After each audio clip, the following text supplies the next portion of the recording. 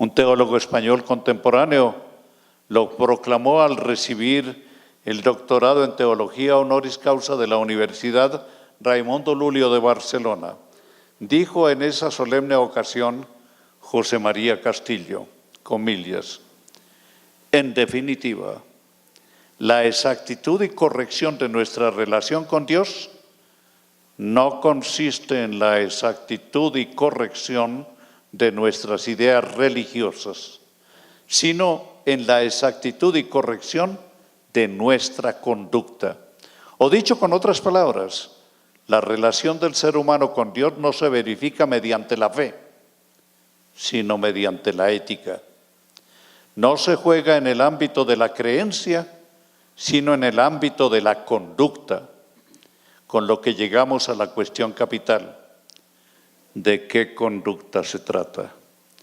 Es en lo cotidiano de la vida, en lo sencillo y hasta en lo vulgar, realizado humanamente y en las circunstancias de nuestra condición humana, donde ya desde la experiencia religiosa que asimiló aquel judío singular que fue Jesús, encontramos a Dios y podemos relacionarnos con Él. No se trata solamente de la identificación de Jesús con sus discípulos. Se trata de la más radical que se puede plantear en el ámbito de las creencias.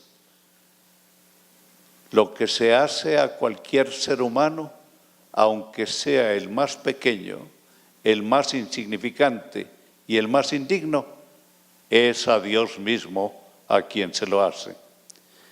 Este fue el núcleo de las expresiones de Francisco al canonizar a la Madre Teresa de Calcuta.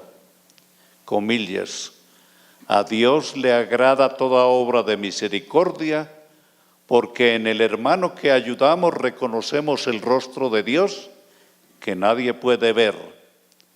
Cada vez que nos hemos inclinado ante las necesidades de los hermanos, hemos dado de comer y beber a Jesús, hemos vestido, ayudado y visitado al Hijo de Dios, en definitiva, hemos tocado la carne de Cristo. Cierro comillas al texto del Papa Francisco. No lo tuvo tan claro Camilo, a quien traicionó la impaciencia que a su vez lo llevó a confiar más en las armas y en la política que en el lento pero sólido trabajo del amor como motor de la historia.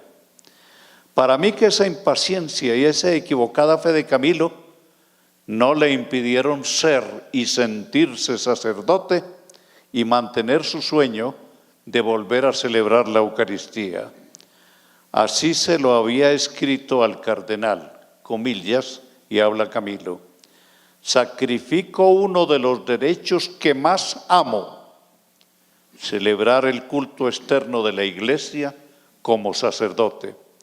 En esa misma carta consignó, quiero seguir en mi fe y en el amor que tengo a mi sacerdocio y a mi Iglesia.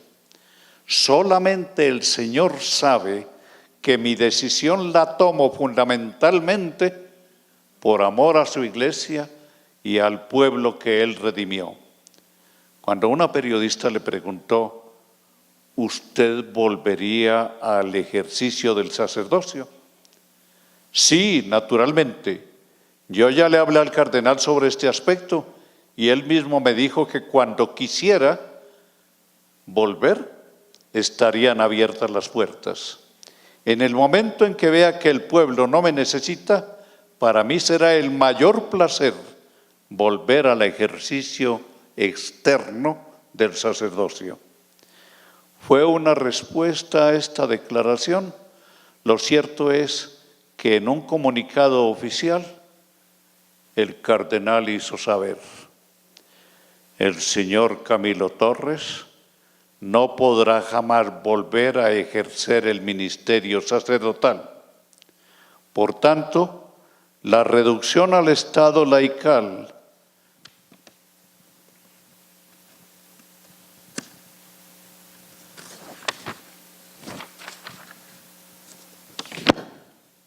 pedida espontáneamente por el señor Camilo Torres y que le fue concedida, no es una simple licencia temporal, comillas.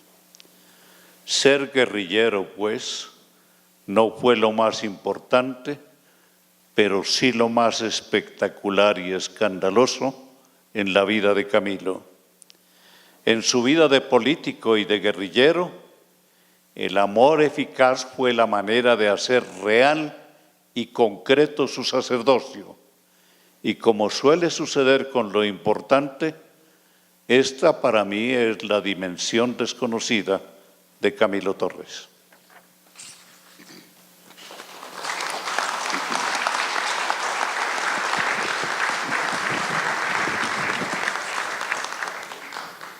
Tienen ustedes ya el panorama. 3 puntos de vista que a mi juicio se complementan. Ahora son ustedes quienes expondrán en sus preguntas, traten de que no sean discursos, en sus preguntas otros aspectos o que se puede ahondar en este aspecto. Por aquí tenemos una mano levantada, 2 manos levantadas, número 2. Tú eres la número 3. Y por allá está el número 4. Conserven sus números.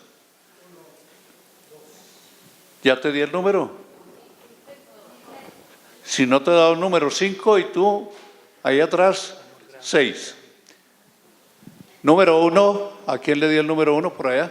Ya tienes el micrófono. Sí, señor. Buenas tardes. ¿A quién le preguntas? Principalmente al padre. Entonces, le quería hacer una pregunta, pero primero quería añadir una cosa muy pequeña. Me causa mucha tristeza el hecho de que se le haga un homenaje a un sacerdote que apostató y prefirió seguir a Marx que a nuestro Señor Jesucristo. Entonces, a mi pregunta va ahora sí. ¿Por qué no se le han hecho homenajes a los 7.000 sacerdotes que masacró el comunismo en España? Entre ellos, Monseñor Florentino Asensio, entre ellos el arzobispo de Barbastro, tantos sacerdotes masacrados por el comunismo en Ucrania. Y también tengo que añadir que el arzobispo de Arauca fue muerto por el ELN y a él no se le ha hecho ningún homenaje. Entonces me causa un poco de tristeza ese hecho de que se le haga un homenaje a un apóstata marxista, porque el marxismo es condenado por la Iglesia, por San Pío X, y no se le haga homenaje a estas personas que entregaron su vida, que también eran muy amigas del pobre, porque en España la diócesis de Barbastro era la que le daba clase a los hijos de los mineros. Entre eso, esa es mi primera pregunta, entonces quisiera que la contestara el sacerdote. Y si hay tiempo, quisiera también preguntar por qué los teólogos de la liberación, sabiendo que el comunismo es una secta pestífera, como lo define San Pío X, siempre apoyan las dictaduras comunistas, como por ejemplo el padre Gutiérrez en Perú apoyó la dictadura de Velázquez. Entonces, le pregunto de manera muy respetuosa, su reverencia, quisiera saber.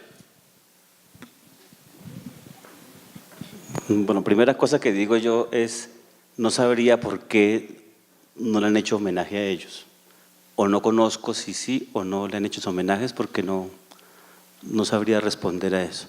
Lo que sí diría yo es que si uno se aproxima con mente abierta, digámoslo así, a la vida y al pensamiento de Camilo Torres, me suena muy apresurado decir que es comunista y que es marxista. De hecho, él sí tuvo…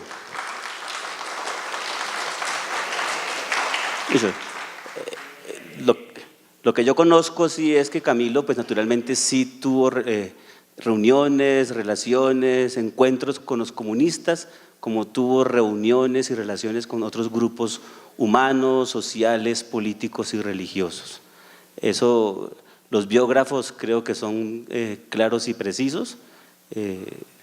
Entonces yo creo que precisamente una una posibilidad de este encuentro es empezar nosotros a ver a Camilo Torres de otra manera, a superar, digamos, una serie de miradas un poco más restringidas y empezar a ver, digamos, no solamente a Camilo, sino la misma vida de otras maneras un poco más diversas. Pero yo, desde mi punto de vista, desde lo que conozco de Camilo, de lo que entiendo de Camilo, de lo que viví incluso de Camilo Torres en la Universidad Nacional, nunca escuché de un estudiante una afirmación de ese estilo. A ellos los movía, creo que hemos compartido aquí un poco de diferentes maneras, la postura del amor eficaz. Creo que esa es una postura eminentemente cristiana, ¿sí? Pero no sé si a esa pregunta Fernando o Javier quisieran decir algo más al respecto.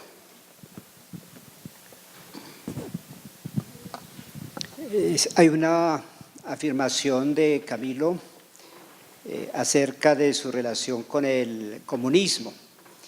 Y él dice que para su época esa afirmación es muy saludable y muy decisiva, muy clara, cuando él afirmó que no era comunista, pero tampoco era anticomunista. En la época de Camilo esa afirmación fue bastante polémica, porque el ambiente general, y mucho más con los sucesos que nos acaban de recordar de la persecución de los regímenes comunistas contra la Iglesia, pues el ambiente general era precisamente del anticomunismo en la Iglesia. Camilo Torres había tenido la oportunidad de formarse en Europa en